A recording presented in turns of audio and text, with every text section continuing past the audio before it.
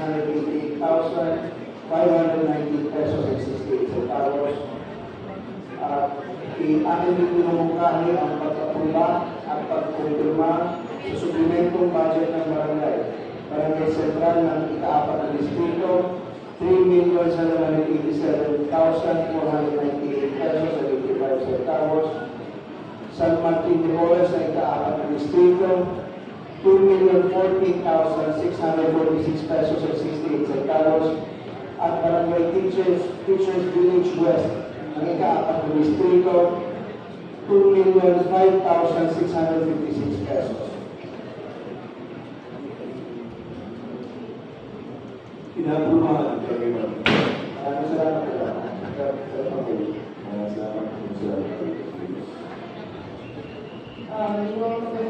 Ako ay Nakilala sa Marcel.